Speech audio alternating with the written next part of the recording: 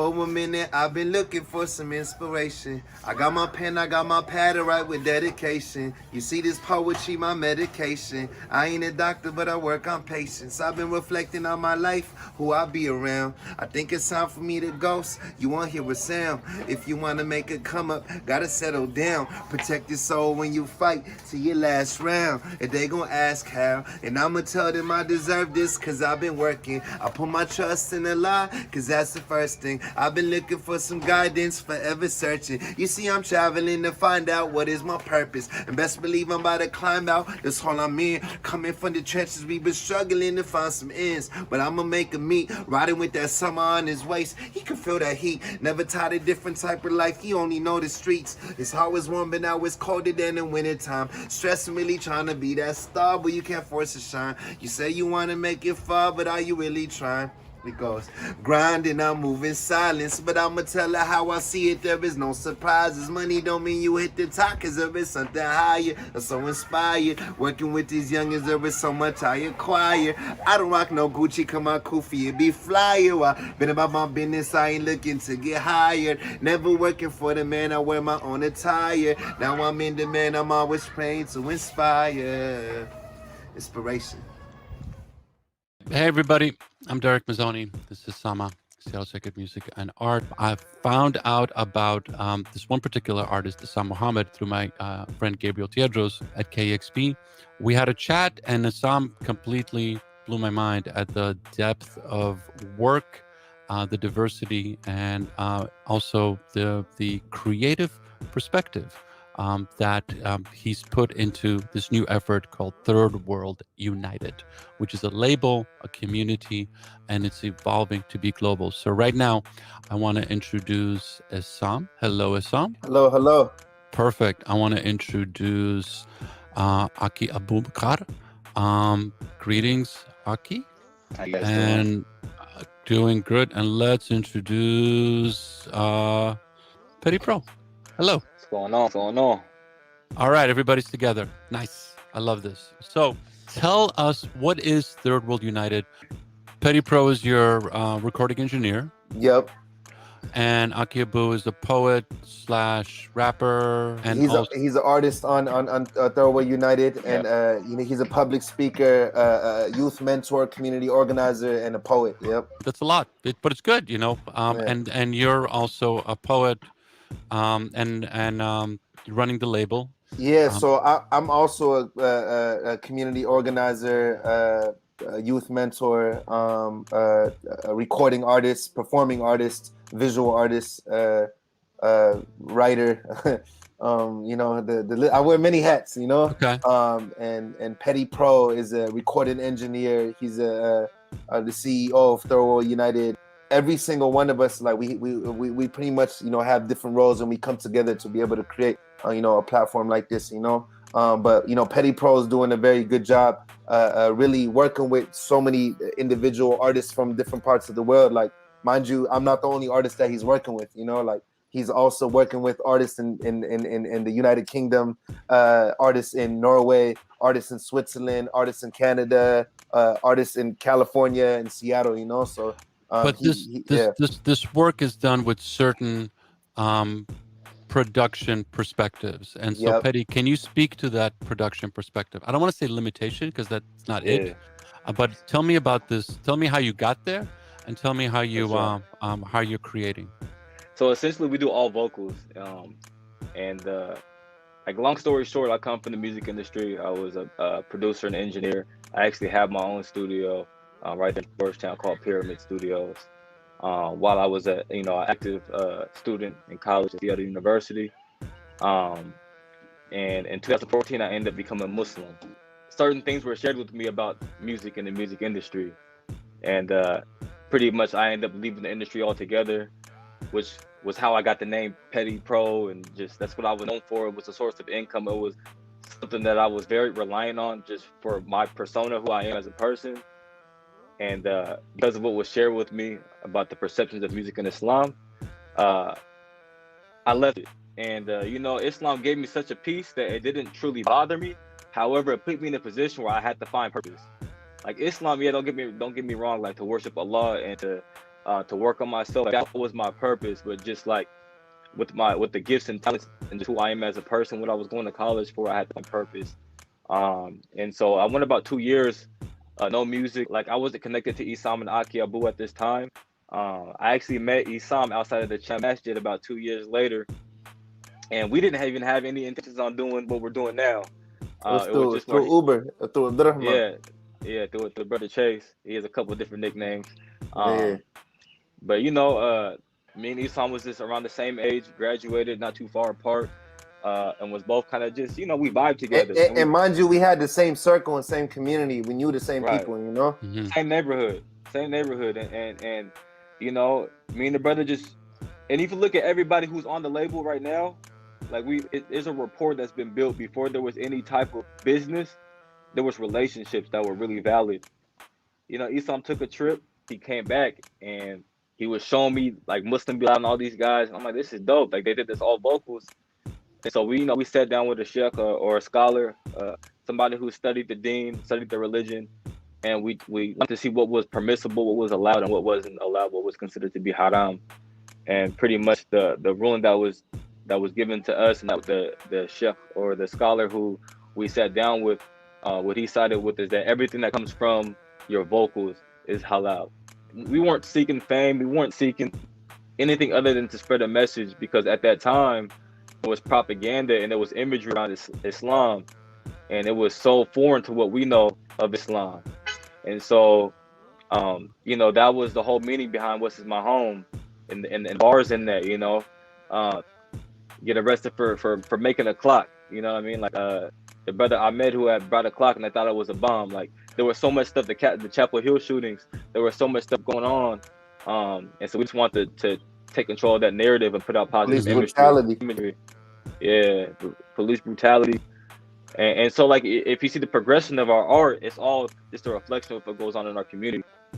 That community is made up of immigrants and the children of immigrants from the sanctuary movement that happened in the 90s. The music and the performance, the videos really speak to that reality with a sense of confidence.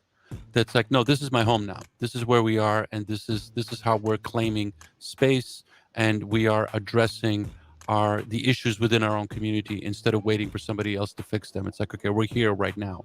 A lot of us, our parents came, like for the refugees and immigrants particularly, came in like the 80s and the 90s. So a lot of us are the first generation really growing up in South Seattle, but we came in and we assimilated with cultures that already existed. You know, the Black communities that already existed in South Seattle. Most of these families came in the 80s and the 90s, and they assimilated to the cultures that were available in those regions, you know, in those areas.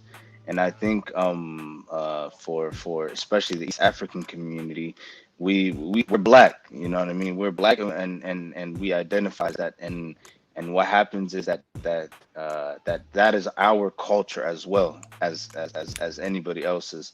So when growing up in high school and middle school, especially, you know, learning English and these type of things, well, where we grew up, especially, we learn about gang culture, we learn about all of these different things, and also the beauty of rap, the beauty of art, the beauty of all of these things, and we take that in and bring it out to the best of our ability, you know, especially because the Black culture is the most artful culture, if in my opinion. You know, there's so much different types of art that come from Black culture, from jazz, from hip hop, from blues, from all of these different even rock and roll. Even rock and roll we can include, you know, all of these different avenues of art that originated from the Black culture, and we took that in as well. And now you see us, we're trying to build this platform to express our intake of this culture. You know what I mean? And so this is the only culture we really knew growing up. You know what I'm saying? Mm-hmm. We were out of touch with our mothers and our fathers' cultures from back home. You know? Mm-hmm. And what's crazy is, like, look, so these brothers embrace some of the African American cultures, but, you know, I also embrace Islam. I also embrace culture, you know, a religion that was predominant in some of these cultures, right? And so it's like a melting pot of everybody's culture. And at one point, you know, the 98118 zip code was the most diverse zip code. I don't know if that still stands true. Yeah, I but remember it's just, that. Yeah. it's so many cultures and so many, it's so diverse. And you know, I actually ended up embracing Islam and getting dawah through a brother from East Africa. That's interesting. That's wonderful. Mind you, Petty Pro has been working on this this acapella craft where everything is being created with the vocals, beatboxing, everything from the mouth, right? So, in my opinion, right, I believe that Petty Pro is the most technically advanced producer in the Pacific Northwest because he mastered the art form of musical instruments as well as creating an instrument without instruments. This is Petty Pro. You know, my process is pretty simple. You know, I'm a big sampler. I love to sample. I love like studying, you know, older music. You know, in this case, like finding acapellas, studying it and finding that specific moment that really hits you, and then, you know, making a vibe out of that moment and bringing that vibe to an artist is something special. And even though we use all vocals, like, and creating a vibe off of that, it's something in it. It's amazing.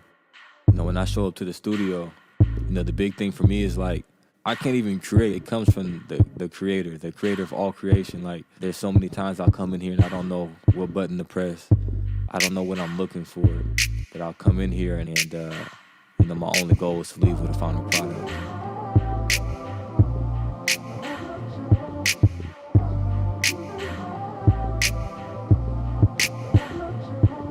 This is kind of, you know, almost biblical, where it's like you start with the thing, the voice, the one thing, and then you got to build everything from that. You have your kit that you built and you reuse, and you have to add more and more, You know and what's you use crazy, your though? voice to it. I don't have a sound kit. I start from Really? scratch. Essam will You tell start from you, scratch each I time. start from scratch every time. The only thing that might change is that I do, you know, I try to find samples. I try to find male vocal samples, and so sometimes that will be like the guiding factor. Mm-hmm. But the one thing that and it's difficult. Don't get me wrong. There's sessions where I'm not as productive as I would wish to be. Now that I you know, alhamdulillah, all praise to the Most High that I'm developing, you know, this skill more and more. I pride myself in starting from scratch, and I challenge myself to start from scratch every time. Just to bounce off of what Petty's saying about how every time he creates something and it's different, it's not synonymous anymore, that also affects the artist. That's why when you hear every single one of my songs, you can't tell me one song sounds like the other one. It is Ramadan, and you guys provided me with this great video. Assalamu alaikum, it's your boy Akhi AbuBakr again, and I got a special guest with me. Yo, it's your boy Mazzone 39. Come on, hey, Light Bars Part 4. It goes like this. Alhamdulillah, another day, another Ramadan. I used to blame the Shaitan, but it was us all along. Angels jotting sins, and I'm just trying to right my Yo, wrongs. praying through the night, gotta stay awake until the dawn. Hold up, slow down. I told him that I'm fasting. Oct up, throw down, and you know I'm masking. Hands up, toes down, a lot of what I'm asking. Faith goes up, goes down, forgive us for our passing. Shout out to the mamas in the kitchen making banging Yo, meals. stacking on them D's, pray to God that they banking meals. Shout out to the ones still at work trying to pay them Yo, bills. breaking fast, but they break as fast so they eat a little. There's a lot that we can be grateful for. We have enough, but we still ask for more. Stop acting like cleaning up your soul is some kind of chore. It's not how you start, it's how you finish. Stop trying to keep the score. Just make sure you don't end up like the person that you was before. Come on. What are the things about your community that you want the other people in the region to know? That people have misconceptions about our community, and I'm not going to even go into that, because if someone really wants to know, they'll do their own research, they'll learn about these people, they'll sit with these people, call on them, and ask about these things. But I think the most important thing is, especially when it comes to third world united, especially, is because all of us are from the third world. And if you look at it, you know, Essam, he's from Morocco. My guy Petty, even though he's from Seattle, he's from the inner city, where in certain cases that's considered the third world of the US, you know what I mean, of where we live. So we are connected because of our struggles and the traumas that we've experienced in our lives. And I believe anybody else that has experienced those things, that has seen those difficulties of transitioning into the American lifestyle and trying to chase the American dream and all of these things with so much baggage and weight on our shoulders, I think they can feel represented with Third World United. Let me break it down like this. My people know me. I've been around the world, you know, and I've spent the past 4 or 5 years really just traveling from continent to continent. And one very consistent theme that I've noticed is the people who are at the bottom of the bottom or at the forefront of the culture. You go to the Netherlands, you got the Surinamese, the Moroccans at the front line of the culture, making waves in the music industry to every aspect of the industry. You go to the United Kingdom, you got the Caribbeans. You know, you go to France, the Nigerians, the Algerians. The States is the Black and Latinos. You go to Toronto, you got the Somalis. You got in Seattle specifically. You know what I mean?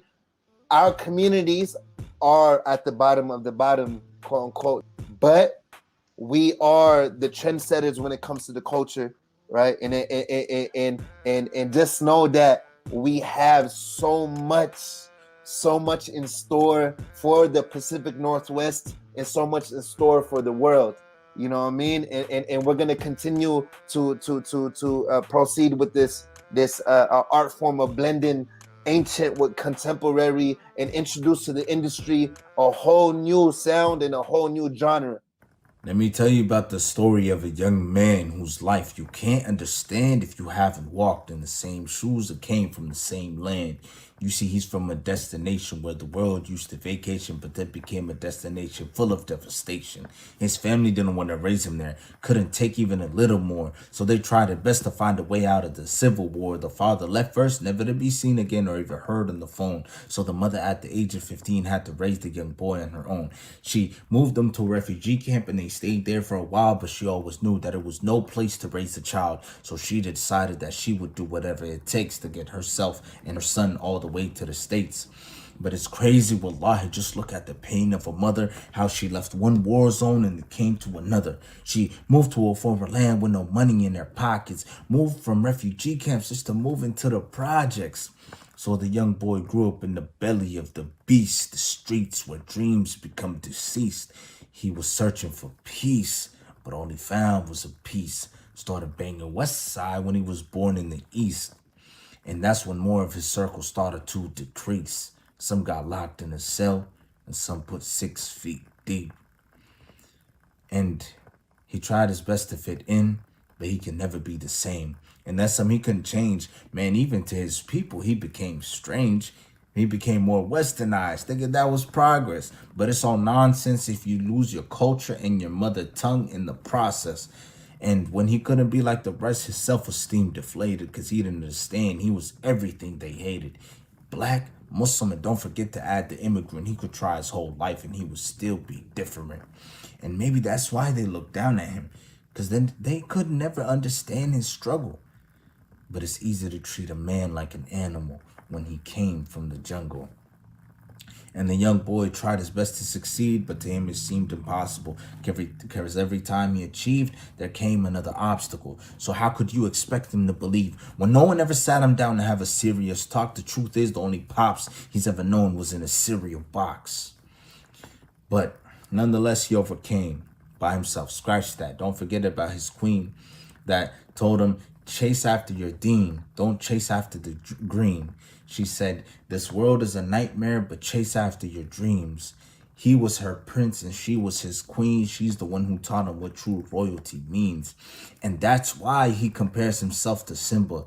Because you see, here's the thing. He had to overcome those scars just to become the king. And that young boy did the most with the little that he had. And now he shines bright like the star in the middle of his flag. You're Fire. Fire. Come on, man. I don't know if everybody caught those bars, man. Yeah. Bars 10 out of 10. Come on. That's beautiful. What did this guy write, bro? And we're gonna have to do a session with Darek, Petty, and Abu where we host the Just stuff like, all right, Sure, bro. 10 out of 10, 10 out of 10. Yeah. Massive success. Thank you